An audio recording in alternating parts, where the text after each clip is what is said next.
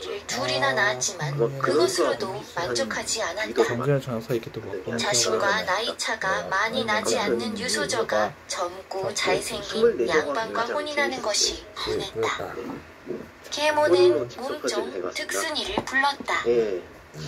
득순아, 너 오늘 해야 할 일이 있으니 남장을 하고 오거라. 득순이는 계모의 지시대로 남장을 하고 시퍼런 칼을 쥐고는 불 꺼진 신방으로 살금살금 향했다. 그녀는 조용히 방 안으로 들어가 칼을 또 비든 채 신랑 옆에 섰다. 신랑이 인기척에 놀라 눈을 뜨자 득순이가 남자 목소리로 말했다. 유소자는 이미 임자가 있는 몸인데 어느 괘씸한 놈이 임자 있는 여인과 몰래를 올렸느냐? 목숨을 건지고 싶다면 당장 떠나라. 신랑은 눈앞에 무시무시한 칼에 겁을 먹었고 또 유소저가 이미 남자가 있다는 말에 배신감도 들었다. 좀 어려워요 이게. 그리하여 그는 소곡바람으로 헐레벌떡 방에서 뛰쳐나와 자신의 집으로 가버렸다. 어려워가지고 좀 유소저는 옆에서 그 모습을 바라보며 오들오들 떨고 있었다. 그래서 이번에는 득순이는 유소저를 칼로 찔렀고 가여운 유소저는 그 자리에 쓰러지고 말았다. 시도를 하게 됐습니다. 우선 다음 날 아침이 되어서야 가족들은 방 안의 유소저를 발견하게 되었다. 아침 먹을 시간이 되어서도 신랑 신부가 나오지 않자 아버지가 신방문을 열어본 것이다. 방 안에 신랑은 없고 유소저만 누워 있었는데 유소저의 가슴에는 칼이 꽂혀 있었다. 아버지는 그 자리에 주저앉았고 계모는 거짓으로 슬픈 척하며 통곡했다. 어쩌면 좋아, 불쌍한 것. 어서 칼이라도 빼내고 영혼을 달래주어야겠어요.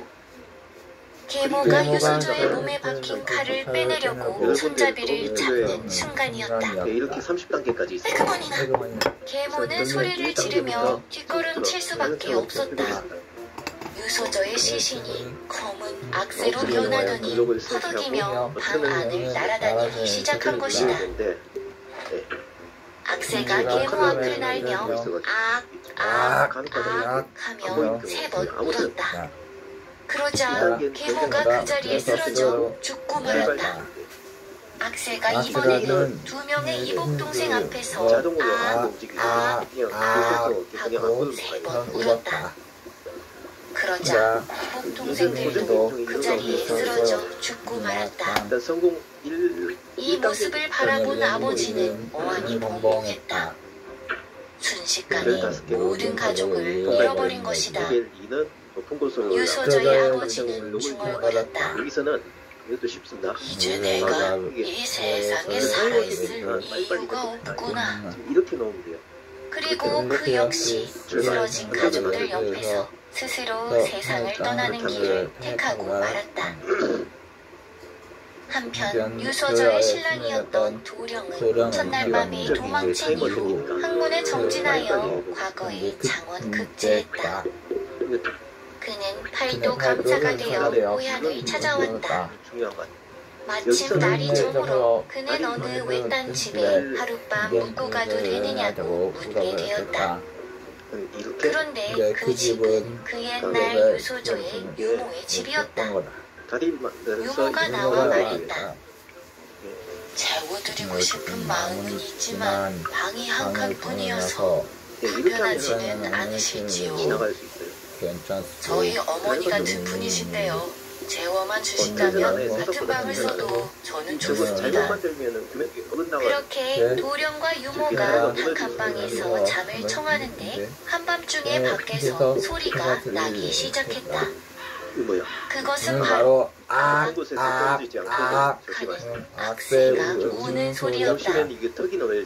처음 듣는 새소리에 유모가 방문을 여는 순간 악세가 방 안으로 날아들어왔다.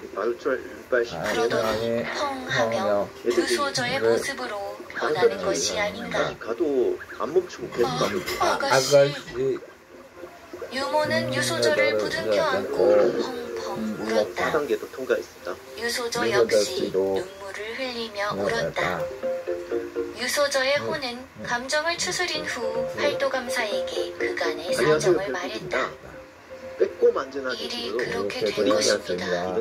저 때문에 아무 영문도 모르는 서방님까지 해를 당하실 뻔했지요. 용서해 주십시오. 찍어보게 됐습니다. 근데 아니요, 나야말로 사정을 모르고 부인을 오해하고 달아났소. 이 게임이 팔도감사는 유소저에게 함께 잠을 잘 것을 청했다. 이 게임을 그러나 유소저는 자신이 원한이 풀리고 자신이 다시 살아나게 되면 그때 함께 하겠다고 하며 다시 세로변에 날아가 버리고 말았다. 팔도감사는 생각했다. 원한이 풀리고 다시 살아나면 함께 하겠다는 것이 무슨 뜻일까? 전에 찍었던 영상은 화질도 안 좋고 그는 자신이 도망친 이후의 사정을 직접 눈으로 본 적이 없었다. 그렇기에 이제라도 직접 확인해야겠다는 생각으로 유소저의 옛집으로 향했고 그 길을 유모도 함께했다. 유모와 팔도감사가 옛날 신방으로 가니 신기하게도 유소저가 여전히 고운 모습으로 누워있는 것이었다. 유소저의 가슴에는 칼이 꽂혀 있었다. 팔도감사는 생각했다. 아직 땅에 묻히지도 못했었구나. 이것이 유소저의 원한인가 보구나. 유모가 유소저의 가슴팍에 꽂힌 칼을 빼내려 했지만 칼은 꼼짝도 하지 않았다. 이번에는 팔도감사가 칼을 잡아 힘을 주었다. 그러자 그제서야 칼이 스르르 꼽히는 것이었다. 그날 밤 팔도감사가 집에 돌아와 잠을 청하는데 다시 악세가 날아와 유소저의 혼으로 변하더니 말했다. 서방님, 저를 살려주셔요. 살아나서 서방님과 함께 살고 싶습니다. 내가 어찌해야 죽은 소저가 살아나겠소. 저도 어디에 있는지는 알지 못하지만 어느 절간 뒤편에 오색 구슬이 있다 합니다. 그 구슬을 구해다 저의 온몸을 문질러 주시면 상처가 낫고 제가 살아나게 될 것입니다. 어디에 있는지 모르는 구슬을 찾아야 한다는 말이오. 네, 서방님의 진실된 정성만이 저를 살려낼 수 있습니다. 팔도감사는 유소저의 말을 따라 전국의 크고 작은 절을 다 뒤졌다. 그러나 아무리 찾아도 오색 구슬은 보이지 않았다. 그는 포기하고 싶을 때마다 그동안의 유소저의 깊은 한을 생각하며 구슬 찾기를 계속했다. 그렇게 100일째 되던 날 마침내 감사는 지리산의 작은 암사에서 오색 구슬을 찾고야 말았다. 팔도감사는 서둘러 유소저가 누워있는 신방으로 돌아갔다. 그리고 반짝이는 오색 구슬로 칼이 꽂혀있던 상처를 제외한 유소저의 온몸을 정성스레 문질러 주었다. 그리고는 유소저 머리 위에 구슬을 둔 채 옆에 누워 하룻밤을 함께 보냈다. 다음날 아침 먼저 잠에서 깬 팔도감사가 유소저의 손을 만져보니 손이 따뜻했다. 이 구슬이 정말 효과가 있구나. 그렇다면 그는 벌떡 일어나 유소저 머리 위에 구슬을 들어 이번에는 상처 부위를 문질렀다. 그러자 금세 새살이 돋는 것이었다. 그리고 마침내 유소저가 기지개를 켜며 일어났다. 유소저는 자신을 살려준 팔도감사에게 깊은 사랑과 감사를 느꼈으며 둘은 서로를 꼭 안았고 이후 함께 오래도록 행복하게 잘 살았다고 한다. 더 흥미롭고 재미있는 이야기를 찾으신다면 스튜디오 은저의 창작동화 신비한 502 잡화점을 전국 온 오프라인 서점에서 만나보세요. 의자에 들어가 넘어져서 다칠 수 있으니 조심하세요. 네, 의자에 닿으면 안 된다는 옛날 어느 마을에 정대감이라는 사람이 살았다. 이게 하루는 정대감이 꿈을 꾸었는데 달을 이 정도 크기의 삼키는 흙은 올라갈 꿈이었다. 수 있거든요. 보면은 그가 주변에 물어보니 이 꿈은 펭귄들은 올라갈 장차 수 있어요. 저 훌륭한 특징을 자녀가 이렇게 태어날 잘 써먹어야 태몽이라고 돼요. 했다. 그래서 이 게임이 곧 좀 그의 어려워요. 아내는 임신을 하였고 10달 후에 펭귄들 특징을 어여쁜 딸이 이걸 생각을 안 태어났다. 하고 그냥 하면 많이 높은 어려워요. 벼슬 한 자리를 차지할 아들이 태어날 줄 네, 알았던 빨리 정대감은 30단계까지 조금 실망했다. 길어요. 이게.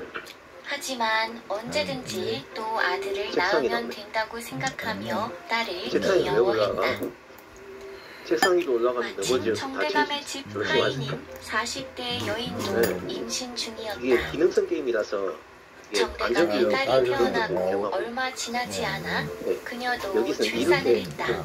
이 동그란 거를 아들이었다. 그 책상을 위로 주면 돼요. 정대감은 자신은 딸을 낳고 하인이 어? 아들을 낳자 이거 조금 심술이 났다. 그가 하인인 여인에게 가 아 이거 물었다. 아닌데. 자네는 어떤 대몽을 꾸었던가? 어이씨. 대몽이란 어우, 것이 큰일 날 있었나 뻔했다. 잘 모르겠지만 푹 익은 책상 위로 감을 올라가지만 먹은 꿈을 않으면 꾸었던 것 같아요. 정대감은 뭐야? 속으로 생각했다. 웅덩이? 푹 익은 그 감은 물게임이 무슨 있어야지 않게 썩은 조심하세요. 감겠지. 여기서는 썩은 과일을 약간 먹는 대몽으로 머리를 태어난 약간 아기와 여기서 꽉 찬 제 달을 삼각형 먹는 이걸 이렇게 대몽으로 만들어요. 태어난 아기라니 이렇게 만들어주고 대몽부터가 여기는 이제 수준이 이렇게 다르구만. 그렇게 하면 출생부터 보잘것없는 아들보다야 내 딸이 훨씬 귀하지. 그럼. 그런데 잠깐. 공교롭게도 여기서 정대감의 아내는 이후에도 딸을 낳았다. 한 마리 미끄러졌다. 그토록 바라던 아들이 좀처럼 태어나지 않으니 정대감의 기분이 마냥 좋을 리가 없었다. 다시 한편 하인의 아들은 자라며 자연스럽게 이쪽에 정대감 다섯 집에 마리가 머슴이 삼각형 되었다. 밟고 다 내려올 때까지 기다리고 하인의 아들의 그 이름은 다음에 정평구였다. 이제 빨리 이렇게 정대감은 늘 정평구를 무시하고 심술궂게 대했다. 방금 전에 실수를 자신은 해가지고 쉽게 갖지 못하는 아들을 가진 하인에 대한 질투인지도 몰랐다. 좀 시간차 그는 머리를 좀 정평구에게 작은 심부름부터 큰 심부름까지 다 몰아서 시켰다. 문 근처에서는 문이 정평구는 손이 정대감의 나빠요. 멸시와 무시를 꿋꿋이 견디며 일을 잘 마무리하곤 했다. 여기서 하루는 정대감이 한양에 가게 되었다. 정대감은 정평구를 시중들 하인으로 지목해 데리고 가기로 했다. 예, 지금 먼 길을 오가는 동안 하고 있는 일 어떻게 하냐? 없는 일 다 부려먹을 작정이었다. 한양의 어느 주막에 들른 정대감은 말에서 내려 정평구에게 말했다. 이렇게 나는 들어가서 먹이를 좀 채우고 올 테니 이놈은 여기 그게 말고삐를 지키고 있어라. 안 닿으면 돼요. 한양은 눈 뜨고 있어도 그러니까 이렇게 코를 하면 베어가는 퍼펙트로 곳이라고 했다. 넘어갈 수 있어요. 똑바로 잘 지키고 있어라. 8단계에서 알겠지? 이렇게 됐고 9단계가 좀 어려워요. 예, 대감님. 그런데 정대감이 주막에서 배부르게 국밥을 먹고 나와 보니 말은 온데간데 없고 계단을 내려갈 때 정평구만 난간을 있는 잡고 것이었다. 천천히 내려가세요. 정평구는 눈을 부릅뜬 채 손에 쥔 난간 고삐 없는 계단 손잡이를 있죠. 노려보고 저기 가면 안 된다는 있었는데 거지. 고삐의 난간 중간이 있는 댕강 계단 잘려 있었다. 쉽다. 그러면 그 야 이놈아, 엄마! 말은 어디 가고 너만 있어? 예? 말이 없다고요? 그럴 리가요. 이거를 뭐 설치할 때 정평구가 놀란 눈으로 정확하게 주변을 설치를 둘러보더니 머리를 탁 치며 하고 말하는 나서 것이었다. 저 위에를 대감님께서 한양은 눈 뜨고 있어도 코 베어가는 무서운 곳이라고 하셔서 그다음에 요 제 위에다가 딴에는 한시도 눈을 떼지 않고 이렇게 손잡이를 만들어진다. 보고 그러면 있었는데 보세요. 설마 고삐를 잘라서 말을 훔쳐갈 줄은 꿈에도 몰랐습니다. 용서해 주십시오. 아예 뭐? 뭐 이런 등신 같은 놈이 다 있어? 한 마리 다 내려와야 되는데 이게 사실 정평구는 말을 잃어버린 것이 아니었다. 먼저 전에 이게 그는 정대감이 주막으로 들어가자 얼른 말을 데리고 장터로 가 팔아버렸다. 공약을 그러고는 한번 잘린 고삐만 들고 와서 클리어를 바보 행세를 했었거든요. 한 것이다. 근데 하면서 이 사실을 알 리 없는 정대감은 씩씩대며 보증 속에서 붓을 언제 이렇게 꺼냈다. 만들어주고요. 이 쓸모없는 놈, 지 엄마랑 같이 둘 다 헐값에 팔아버려야지. 왜 이래? 더는 우리 집에서 지내지도 왜 저기 못하게 할 무너지냐. 테다. 정대감은 종이 대신 정평구의 등에 글을 써내려가기 시작했다.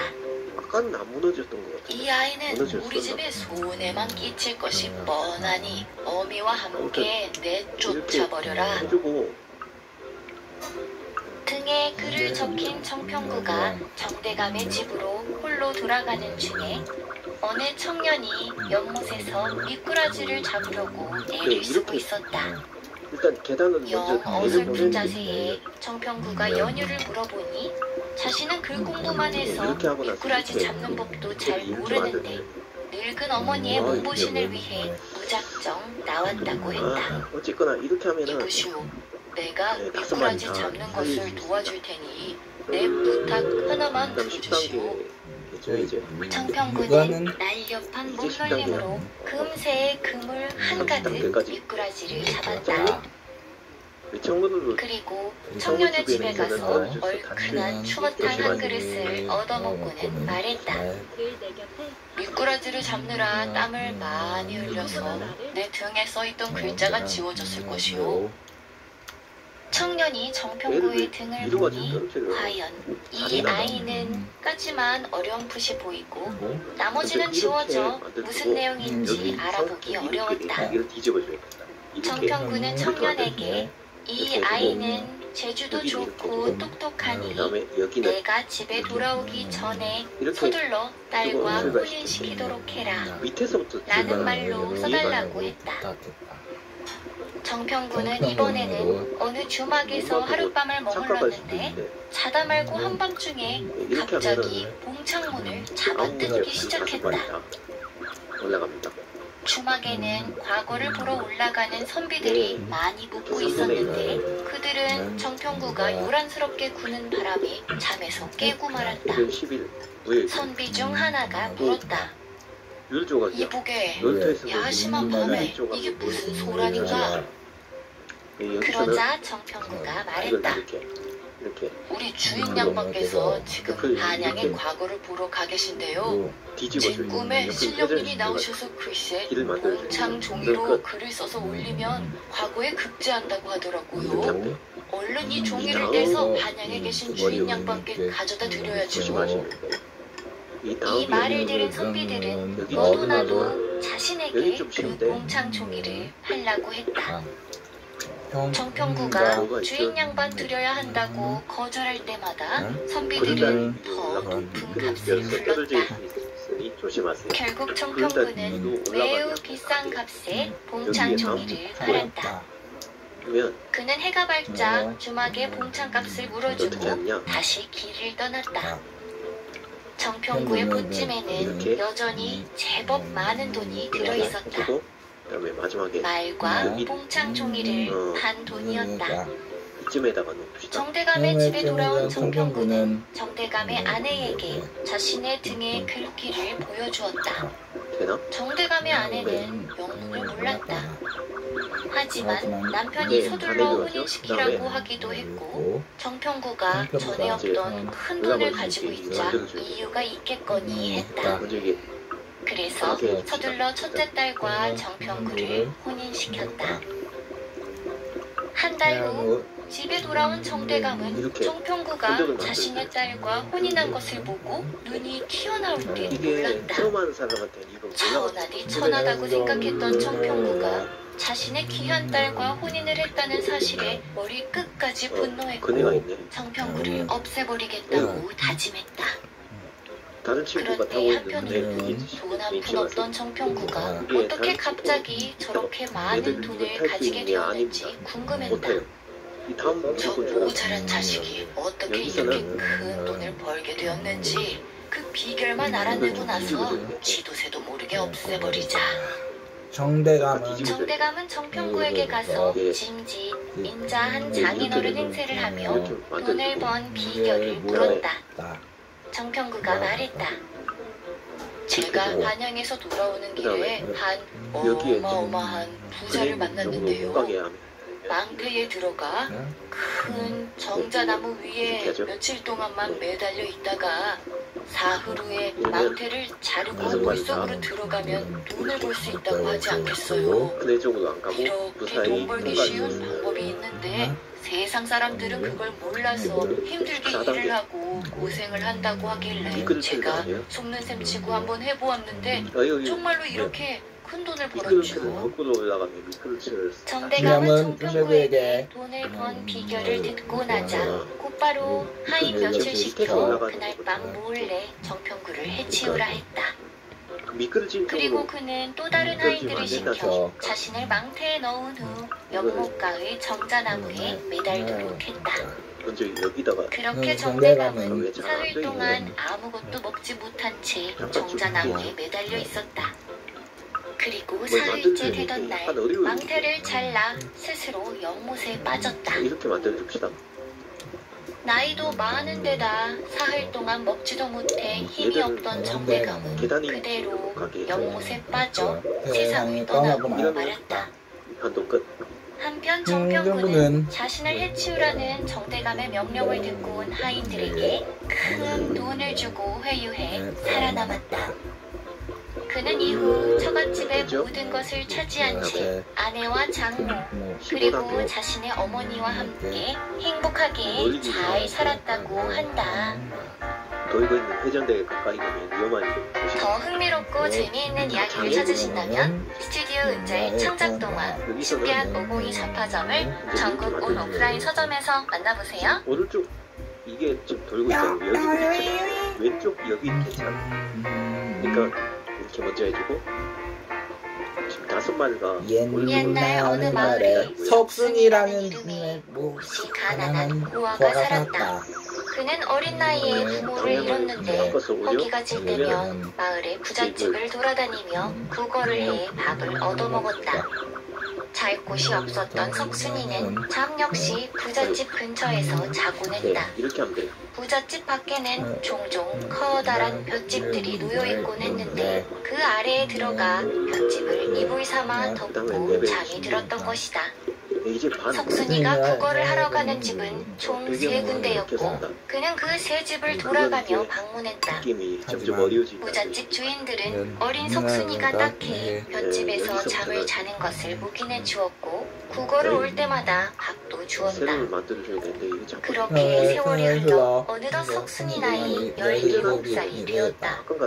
그는 여전히 부잣집을 돌아다니며 잠을 자고 밥을 얻어먹었다. 그런데 몇 년 동안 석순이에게 인정을 베풀어 온 새 부잣집들이었지만 석순이가 어느 정도 나이가 차자 그를 전처럼 가엽게 여기지만은 않았다. 하루는 석순이가 늘 하던 대로 박부자네 집에 갔는데 박부자가 이렇게 말하며 석순이를 내쫓는 것이었다. 야 이놈아, 구걸도 정도껏 해야지. 어떻게 생겨먹은 놈이 허구한 날 우리 집에만 와서 밥을 달라고 하냐 그래? 쫓겨난 석순이가 김부자네 집에 가자 김부자 역시 이렇게 말하며 쫓아내는 것이었다. 밥을 얻어먹으려거든 이 집도 다니고 저 집도 다니고 해야지. 언제까지 우리 집에서만 얻어먹을 것이냐? 마지막으로 최부자네 집에 찾아가 보았지만 역시나 혼통을 듣고 쫓겨날 뿐이었다. 이 정신머리 없는 놈, 우리 집에는 이제 넣어줄 밥은 없으니 구걸을 하려거든 딴 동네에 가서 해라. 마을의 부잣집이란 부잣집에서 모두 쫓겨난 석순이는 어쩔 수 없이 다른 마을로 향해야 했다. 그가 한참을 걸어가다 보니 어느 늙은 노인이 밭일을 하고 있는 것이었다. 그런데 그는 밭을 갈고 있는 그의 소를 향해 계속해서 핀잔을 주는 것이었다. 으이그, 이 미련한 소야. 석순이가 그 모습을 의아하게 생각하며 지나치려 할 때였다. 노인이 이렇게 말하는 것이 아닌가. 으이그 이 미련한 소. 꼭 석순이처럼 미련하구나. 석순이는 노인의 입에서 자신의 이름이 나오자 깜짝 놀라 걸음을 멈추었다. 그리고 노인에게 물었다.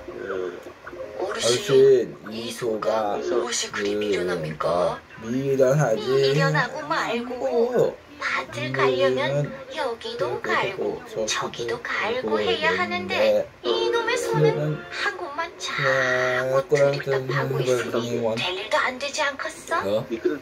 그럼요. 그러면 석순이는 무엇 때문에 그리 미련하답니까? 미련하지 그럼? 석순이의 질문에 노인이 말했다. 석순이 그 바보 같은 놈은 저 서북쪽 계룡산 쪽으로 쭉 올라가면 천하가 부럽지 않을 복을 탈 것인디 그 가지는 않고 여기서 밥이나 얻어먹고 있으니 안 미련해? 노인의 아리송한 말에 석순이가 다시 물었다. 서북쪽이요? 그쪽으로 가면 석순이가 복을 탄답니까? 그렇고 말고 아주 큰 복을 타게 될 거야. 석순이는 노인의 말을 듣고 가던 방향을 돌려 서북쪽 계룡산 쪽으로 향했다. 처음 본 노인이었지만 그의 말이 예사롭지 않게 느껴졌기에 따라보기로 한 것이다. 석순이는 지금껏 불운했던 자신이 큰 복을 탈 것이라는 말에 설레는 마음으로 계룡산을 향해 쭉 걸어갔다. 석순이가 한참을 걸어 산 근처 마을을 지날 때였다. 마을 입구에 커다란 나무 한 그루가 있는데 나무를 둘러싸고 사람들이 모여 웅성거리고 있었다. 석순이가 호기심에 무슨 일인가 물으니 마을 사람 한 명이 대답했다.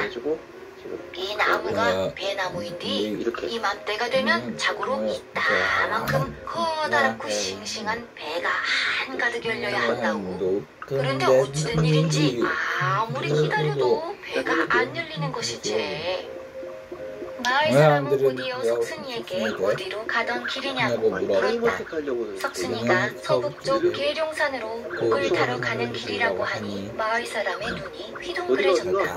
그러더니 석순이에게 부탁하기를 서북쪽에 도착하면 배나무에 배가 열리지 않는 이유를 알아봐 달라는 것이었다. 제가 그 이유를 어떻게 알 수 있을까요? 점쟁이 말이 서북쪽에 복 타러 가는 총각이 해답을 줄 것이라 했지. 그러니 꼭 잊지 말고 이유를 알아봐 주시오. 서북쪽에 가면 알게 될 것이니. 석순이는 영문을 알 수 없었지만 마을 사람들의 간절한 부탁을 거절할 수 없었다. 그래서 그렇게 하겠노라 약속을 하고 다시 서북쪽 계룡산을 향해 발걸음을 옮겼다. 드디어 계룡산에 도착해 산을 오르던 석순이는 오래된 같은 기와집을 발견했다. 그런데 석순이가 기와집 근처로 가보니 집 안에서 서글프게 우는 소리가 들리는 것이었다. 그가 들어가 보니 어느 아름다운 여인이 하얀 소복을 입은 채 집이 떠나가라 서럽게 울고 있었다. 석순이가 무슨 일이냐 물으니 여인이 대답했다. 저는 천석군의 재산을 가졌고 이렇게 으리으리한 집에 살고 있지요. 그러나 그것들이 다 무슨 소용이랍니까? 서방만 얻었다 하면 사흘을 넘기지 못하고 세상을 떠나고 마는데요. 여인은 곧이어 석순이에게 무슨 일로 이 산속을 방문했느냐고 물었다. 석순이는 서북쪽 계룡산으로 복을 타러 왔다고 대답했다. 그러자 여인이 말했다. 당신이 복을 타게 되거든 복 주는 이에게 내 팔자가 도대체 왜 이런지도 좀 물어봐 주시어요. 석순이는 여인의 간곡한 부탁에 자신이 알아봐 주겠다고 약속했다. 석순이가 여인의 집을 나와 또 한참 산을 올라가는데 이번에는 암벽 사이에 커다란 폭포를 만나게 됐다. 폭포에 막혀 더 이상 산을 오르지 못하게 된 석순이 다른 길이 있나 이리저리 살펴보고 있는데 어디선가 어마어마하게 커다란 구렁이가 나타났다. 깜짝 놀란 석순이를 향해 구렁이는 스르륵 다가오더니 말을 걸었다. 어디 가는 길이길래 여기까지 왔나? 복타로 가는 길이네. 복을 타러 간다고. 구렁이는 석순이의 말에 눈을 한번 크게 뜨더니 말했다. 복 타러 가려면 여기 위로 올라가야 되겠네. 조심해야 되는데. 그러더니 석순이의 발치에 등을 가져다 대는 것이 아닌가. 자, 내 등에 엎이게 내가 저 복도 위로 올려줄 테니. 이쯤에 석순이가 구렁이의 등에 엎이니 구렁이가 거대한 몸을 쭉 펴고 그 길이가 어찌나 긴지 한 번에 석순이는 수월하게 폭포 위로 올라갈 수 있었다. 석순이가 구렁이 등에서 내리자 구렁이가 말했다. 복 타러 가거든 복 주는 사람에게 내 억울한 사정에 대해서도 좀 알아봐 주게. 무슨 사정이요? 여기 있던 구렁이는 원래 나뿐만이 아니었지. 나 빼고 다른 구렁이들은 하나같이 나보다 못한 놈들 뿐이었어. 그런데 어째서인지 다른 구렁이들은 다 용이 되어 하늘로 올라갔는데 나만 용이 되지 못하고 이곳에 남아있는 것이라네. 내가 어째서 용이 되지 못하는지 그 이유를 꼭 알아봐 주게. 석순이는 자신을 도와준 구렁이에게 꼭 그 이유를 알아봐 주겠노라고 약속을 했다. 그렇게 계속해서 산을 오르던 석순이는 마침내 어느 집에 도착했다. 이렇게 해야 돼요. 산 꼭대기에 있는 집인데 어찌나 대골같이 웅장한지 석순이는 압도당하는 듯했다. 석순이가 집 안에 들어갔는데 저 멀리에 누군가가 앉아있었다. 석순이는 아무도 알려주지 않았지만 그가 옥황상제임을 알 수 있었다. 석순이는 옥황상제 앞에 큰 절을 올리며 말했다.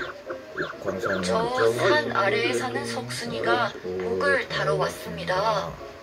그러자 옥황상제가 수염을 쓰다듬으며 말했다. 자네가 여기 오던 길에 배가 열리지 않는 배나무가 있지 않았는가? 예, 있었습니다. 그렇지 않아도 옥황상제님께 여쭤보려 하였습니다. 그 배나무의 배가 어째서 열리지 않는 것인지 알아봐달라는 부탁을 받았습니다. 뿌리 때문이니라. 그 배나무의 뿌리에 금이 꽉 껴있어 열매가 열리지 못하고 있는 것이다. 그 금을 다 빼내지 않으면 배는 절대 열리지 않을 것이야. 옥황상제의 말에 석순이는 고개를 끄덕이며 또 물었다. 옥황상제님, 제가 오는 길에 한 가여운 여인을 만났습니다. 그 여인이 제게 간절히 부탁하기를 어찌해야 시집을 가서 서방을 잃지 않고 살 수 있는지 알아봐달라고 했습니다. 그 여인은 진주를 가진 사람을 서방으로 얻어야만 과부 팔자를 벗어날 수 있을 것이다. 석순이는 이번에도 고개를 끄덕였고 또 물었다. 옥황상제님, 제가 오는 길에 어느 구렁이를 만났습니다. 그 구렁이에 도움이 없었다면 저는 이 자리까지 오지 못했을 겁니다. 그 구렁이가 제게 간곡히 부탁하기를 어찌하여 자신만 용이 되지 못하는지 꼭 이유를 알아봐달라고 했습니다. 그 구렁이는 욕심이 많아 용이 되지 못한 것이다. 진주를 하나만 가졌더라면 진작에 용이 되어 승천했을 것인데 2개를 가졌으니 여전히 구렁이인 것이다. 석순이가 옥황상제의 말에 고개를 끄덕이고 있으니 옥황상제가 이어 말했다. 나는 너의 질문에 다 답해주었고 너는 네 몫의 복을 탔다. 그러니 이제 돌아가거라. 예, 옥황상제님 감사합니다. 석순이는 자신이 이 복을 탔다는 옥황상제의 말에 인사를 올리고 대궐을 나섰다. 그는 산을 도로 내려가는 길에 폭포에서 기다리던 구렁이를 만났다. 자네가 용이 되지 못하는 것은 진주를 2개나 지닌 욕심 때문이라고 하네. 진주를 하나만 가진다면 용이 되어 승천할 수 있을 것이네. 석순이의 말에 구렁이는 석순이를 등에 태워 폭포 아래로 내려다주고는 어디선가 진주 하나를 가져와 건넸다. 자, 이 진주 하나는 그러면 자네 가지게. 슈퍼가 움직이게. 그 말을 마치기가 무섭게 구렁이는 용으로 변하더니 하늘 위로 스르르 올라갔다. 석순이는 구렁이가 건넨 진주를 주머니에 넣고 산을 내려갔다. 석순이가 과부의 집에 다다랐을 때는 어느덧 날이 저물어 있었다. 과부는 집 앞에서 석순이를 기다리고 이렇게 있었다. 보내고요. 그다음에 제가 과부가 되지 않는 법을 알아오셨나요? 예. 예, 안 되죠. 진주를 가진 사람을 만나 함께 살면 된다고 합니다. 진주요? 아이고, 진주가 얼마나 값비싸고 귀한 것인데 그것을 가진 사람을 어디서 어떻게 만난답니까? 저는 평생 과부로 살 팔자인가 보군요. 쇼핑카트에 닿지 않고 여인이 크게 실망하자 석순이가 주머니에서 진주를 꺼내 보였다. 어머나, 여인은 기쁨에 찬 목소리로 회전문이 외쳤다. 나온다. 당신이 나의 서방님이시로군요. 돌고 있는 회전문 사이로 그리하여 석순이는 여인과 부부의 연을 맺기로 하고 그녀의 집에서 하룻밤을 묵게 되었다. 다음 날 아침이 되자 석순이가 여인에게 말했다. 먼저 나를 기다리고 있는 사람들이 있어서 잠시 다녀와야 하오. 그러시면 말을 타고 함께 다녀오시지요. 부부가 말을 타고 한참을 가니 배나무를 둘러싼 마을 사람들을 만날 수 있었다. 한마디를 먼저 아이고, 보내고 나서 좋은 가게 왔네. 왔어. 그 가서 물어봤는가? 회전문 다 예. 돌아갈 예, 때까지 기다리고 이 배나무의 뿌리에 금이 꽉 끼어있다고 합니다. 이렇게 보내고 금을 모두 빼내면 배가 열릴 것입니다. 뭐? 금이? 마을 사람들은 부랴부랴 가래를 챙겨와서 나무 뿌리를 파보았는데 과연 이렇게 시간차가 큰 황금 덩어리가 가득 차 있는 것이었다. 약속을 지킨 석순이가 아내와 함께 집으로 돌아가려 하니 마을 사람들이 말했다. 이 금은 우리의 것이 아니라고. 총각 것이니 총각이 가져가시오. 마을 사람들은 황금이 가득 담긴 가마니를 양쪽으로 짊어진 소를 석순이에게 주며 말했다. 그리하여 석순이와 아내는 황금을 잔뜩 실은 소를 얻어 집에 돌아왔다. 석순이는 천석궁 부자의 아름답기까지 한 아내를 얻은 데다 진주와 황금까지 얻게 되어 그야말로 천하가 부럽지 않은 조선 최고의 부자가 된 것이다. 이것이 바로 내 복이었구나.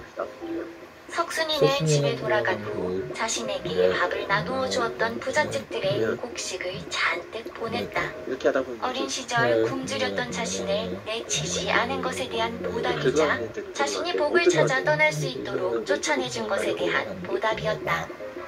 그는 이후 아름다운 아내와 아들, 딸을 낳고 오래오래 행복하게 잘 살았다고 한다. 안 떨어지게 해주기 위해서 더 흥미롭고 재미있는 이야기를 찾으신다면 스튜디오 은절 창작동화 신비한 502 잡화점을 전국 온 오프라인 서점에서 만나보세요. 26단계입니다. 2단계가 이 게임에서 가장 어려운 레벨이에요. 가장 어려운. 옛날 어느 산골 마을에 부모와 외동아들이 살았다. 아들이 사는 마을에는 그 공부를 배울 곳이 없었는데 산 너머에 사는 이선비라는 이가 공부를 가르쳐 주었다. 그래서 부모는 아들을 산 너머 이선비 집에 보내 공부를 시켰고 아들은 집과 스승집을 오가며 지냈다. 어느덧 아들이 13살이 되어 장가를 들게 되었는데 그는 장가를 든 후에도 집과 스승집을 오가며 지냈다. 한번 공부를 하러 가면 짧게는 이틀, 길게는 열흘까지도 스승집에 머물며 먹고 자다 오곤 했다. 이제 막 시집 온 신부는 남편과 많은 시간을 보내고 싶었지만 남편은 아내의 마음을 헤아리기에는 아직 철이 들지 못했다. 그리하여 혼인 전이나 후나 변함없이 공부를 하러 다녀온다는 이유로 수시로 집을 비우곤 했다. 하루는 여느 때처럼 아들이 산 너머 스승집에 오래 머물렀다가 집으로 돌아온 날이었다. 그는 책보자기를 들고 마당에 들어서며 외쳤다. 아버지, 어머니, 저 다녀왔습니다. 아들의 목소리에 곧 아버지와 어머니가 방문을 열었다. 그런데 아들의 안 보인 사이도 부모는 눈만 꿈뻑꿈뻑 할 뿐이었다. 그러다 아버지가 말했다. 너는 누구냐? 예? 네가 누군데 우리를 아버지, 어머니라 부르느냐? 아들은 어안이 벙벙했다. 이쯤을 아버지, 어찌 자식을 몰라보십니까? 자식? 야, 이 녀석아, 내 아들은 지금 방에 있다. 예? 틈이 어머니도 덩달아 말했다. 우리 아들은 지금 자기 방에 있다오. 도령은 니슈. 집을 잘못 찾아온 것 같구만. 아들은 큰일 났다 싶었다. 부모에게 좀 이르게 치매가 왔다고 생각한 것이다. 그게 무슨 말씀들이셔요? 제 얼굴을 좀 자세히 보세요. 어찌 아들 얼굴도 몰라보십니까? 이 녀석이 아까부터 왜 자꾸 엉뚱한 소리야? 안 되겠다. 이리 따라오거라. 아버지는 아들을 데리고 아들의 방 앞으로 가더니 아들의 이름을 불렀다. 그러자 방문이 열렸고 아들은 너무 놀라 까무러칠 뻔했다. 방 안에는 자신과 똑같이 생긴 남자가 자신의 처와 함께 있었던 것이다. 웬 녀석이 지가 내 아들이라고 하도 우겨서 데리고 왔다. 방 안에 있던 남자가 방 밖으로 나왔다. 요리 보고 저리 보아도 아들과 정말 똑 닮은 모습이었다. 넌 누구냐? 넌 누군데 남의 집에 와서 아들 행세를 하고 있는 것이냐? 남의 집? 여기가 왜 남의 집이야? 내 집이지. 내 집? 여기는 내 집이지. 이게 무슨 도를 넘는 장난이란 말이냐? 누가 할 소리? 집을 잘못 찾아왔으면 쏙 도로 나갈 것이지. 집주인한테 이게 무슨 결례냐? 내 아버지, 어머니, 그리고 내 아내다. 넌 대체 누구길래 내 집에서 내 행세를 하고 있는 것이야? 아들이 의문의 남자와 옥신각신하는 동안 마당에 있는 아버지와 어머니는 어리둥절해하며 둘을 번갈아 바라보았다. 방 안에 있던 아내 역시 마당으로 나왔고 누가 진짜 자신의 남편인지 갸우뚱하며 당황했다. 여기가 분명 네 집이란 말이지. 확실하다. 내가 나고 자란 내 집이야. 여기가 정말로 네 집이라면 어디 내 질문에 답해보아라. 의문의 남자는 말했다. 이 집 전체를 두르고 있는 석갈의 끄트머리가 몇 개더냐? 뭐? 야 이놈아, 집 석갈의 끄트머리를 세워보는 놈이 어디 있다고? 내가 그걸 어찌 알아? 아들은 당황했다.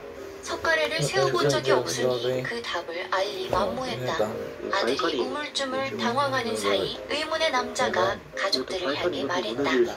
제가 이 집에서 산 지도 어느덧 10년이 넘는 세월입니다. 늘 마당에서 놀았지요. 무료할 때면 놀이 삼아 수시로 석가래를 세웠고 그 개수도 당연히 알고 있습니다. 의문의 남자는 방마다의 석가래 수를 시원하게 말했으며 가족들이 세어보니 정말로 그의 말이 맞았다.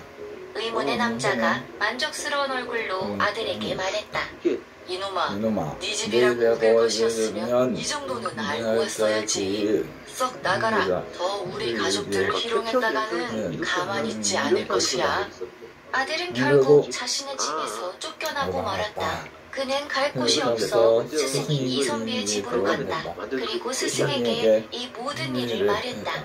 이야기를 다 들은 스승이 말했다. 그런 일이 있었겠다. 아무래도 너의 시체 중의 모를 어떤 동물이 취해 도수를 부린 것 같구나. 가족들이 다 그 자를 진짜 저로 알고 있으니 저는 어찌하면 좋겠습니까? 내가 아는 절이 있으니 일단 그곳으로 가자. 어떻게든 사정하면 너를 받아줄 것이다. 아들은 스승과 함께 절에 갔다. 절 앞에서 스승이 아들에게 말했다. 이곳에서 10년 동안 공부를 하며 지내거라. 10년이나요? 그렇게나 오래 말입니까? 그래. 네 말대로라면 보통 도력이 아니니 긴 시간이 필요하다. 제가 이 절에서 10년 동안 공부를 하면 그놈이 제 발로 집을 나가는 것입니까? 절에 들어가면 내게 찾아오는 동물이 있을 것이다. 그 녀석을 내치지 말고 정성을 다해 잘 길러라. 아들은 스승의 말대로 절에 들어갔는데 웬 새끼 고양이 한 마리가 찾아왔다. 아들은 고양이에게 밥과 물을 챙겨주며 10년 동안 길렀다. 그렇게 세월이 흘러 어느덧 10년이 훌쩍 지나갔다. 아들이 하산하려고 짐을 싸서 절을 나서자 자신이 10년간 기른 고양이가 따라붙었다. 주지 스님이 아들에게 작별 인사를 하며 말했다. 집에 가게 되면 저가 있는 방에 들어가거라. 박은커녕 마당을 밟자마자 곧바로 쫓겨나고 말던데요. 무슨 수를 써서라도 비집고 들어가거라. 그러고는 소변이 마렵다고 하고 잠시 방을 비우는 것이다. 그때 네 고양이를 꼭 방 안에 넣고 방문을 잠그거라. 꼭 내 말대로 해야 한다. 알겠습니다. 아들은 10년 만에 집으로 간다. 10년 새 부모는 많이 늙어 있었는데 그들은 여전히 아들을 알아보지 못하고 문 밖으로 쫓아내려 했다. 그러나 아들은 끝까지 버티고 서서 이 집 아들과 한번 이야기라도 하게 해달라고 우겼다. 하도 버티고 서 있으니 부모가 이야기만 하고 나가라는 조건을 걸고 허락해 주었다. 아들이 옛날 자신의 방으로 가니 그 방 안에는 자신과 닮은 남자가 저와 함께 있었다. 10년 전만 해도 자신이 먹고 자던 방이었는데 이제는 떡하니 그 남자가 차지한 모습이었다. 아들은 아내를 바라보았다. 10년 전 앳된 얼굴의 아내는 이제 어엿한 여인이 되어 있었다. 아들이 아내에게 말을 걸었다. 당신은 어찌 서방도 못 알아보시오. 제 서방님은 여기 계신데 알아보고 못 알아보고 할 것이 무엇이 있겠습니까? 당신이 모르는 진실이 있어. 오늘 내가 그 진실을 알려주고자 온 것이오. 자네는 그 옛날에도 집을 잘못 찾아오더니 어찌 10년이 지난 오늘도 엉뚱소리를 하는가? 10년 전에는 내가 너무 어려 자네의 질문에 대답하지 못했지만 지금은 다르고 집안 살림에 대해 자네보다 더 속속들이 알고 있을 자신이 있다 이 말이오. 그래. 이야기나 해봅시다. 나도 우리 집에 대해서는 모르는 것이 없으니 물러설 이유가 없지. 아들은 여유롭게 대답하는 의문의 남자를 바라보다 이내 잠시 소변을 보고 오겠다며 일어섰다. 방문을 나서면서 보침 속에서 쉬고 있던 고양이를 꺼내 방 안으로 밀어넣었다. 그리고 서둘러 방문을 밖에서 걸어 잠궜다.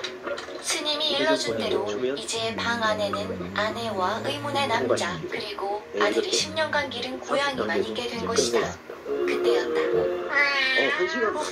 웬 고양이냐? 고양이 좀 치워주시오 부인. 어머나 저리 가거라. 저리 가. 계속하기를 누르면 엔딩이 나오겠죠. 고양이 소리와 허둥지둥하는 사람들의 소리가 들리나 싶더니 벼랑간 쥐가 비명을 지르는 듯한 소리가 들렸다. 아들이 방문을 열어보았더니 놀란 아내의 옆에 고양이가 있었는데 고양이의 입에는 회색빛의 커다란 쥐 한 마리가 목덜미를 물린 채 기절해 있었다. 그리고 쥐의 입에는 웬 손톱이 삐쭉 튀어나와 있는 것이었다. 아들은 그제야 일이 어떻게 된 것인지 알 수 있었다.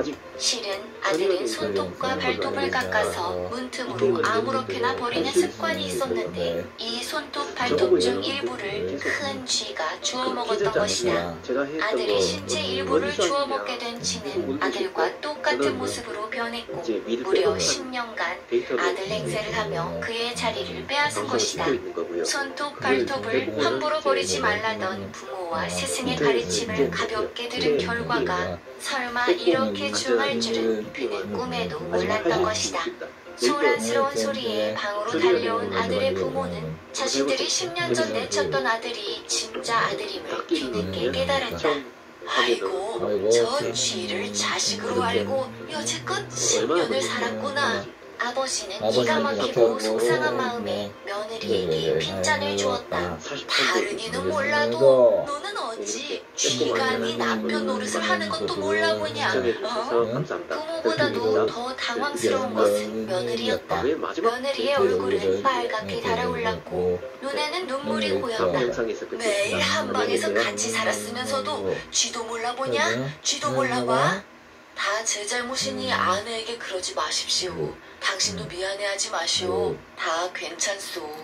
서방님. 아들은 10년 만에 만난 아내를 꼭 안아주었다. 고양이 때문에 정체가 들통나고만 쥐는 정신을 차리자마자 집 밖으로 쏜살같이 도망갔다. 이후 이후 아들은 아내와 가족에 충실하며 행복하게 살았으며 손발톱이나 머리카락 등 신체의 일부를 절대 아무데나 버리지 않았다고 한다. 이 이야기에서 유래되어 지금까지도 사용되고 있는 표현이 있습니다. 그것은 바로 쥐뿔도 모른다입니다.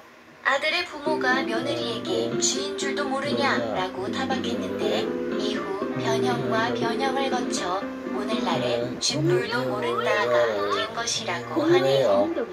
단어를 물음표가 더 있는 흥미롭고 재미있는 이야기를 찾으신다면 스튜디오 은질 창작 동화 신기한 502 사파점을 전국 온 오프라인 서점에서 만나보세요. 숨기면 돼. 만약 숨지 못하면 무서운 벌칙과 함께 처음부터 다시 시작해야 해. 공룡 벌레, 재빨리 움직여야 한다. 옛날 어느 마을에 효자들이 앞을 못 보는 봉사 어머니를 모시고 살고 있었다. 아들은 효심이 매우 깊었다. 그도 그런 것이 어머니가 눈이 멀게 된 것이 전부 자기 때문인 것 같았기 때문이다. 그의 어머니는 갓 20살 되던 해에 남편을 여의고 젊어서부터 외아들을 키우기 위해 온갖 굳은 일을 도맡아 해왔었다. 밭일부터 바느질하기, 배짜기, 장 담그기, 잔칫집, 이바지 음식 만들기 등 어머니는 아들을 키우기 위해 안 해본 통가리가 없었다. 그런데 어머니가 지나치게 고생을 해서인지 50살이 다가오자 시름시름 앓기 시작했다. 그러더니 50살이 되던 해에 그만 눈이 멀어버린 것이다. 그의 어머니는 또래보다 훨씬 야위었고 늙어 보였다.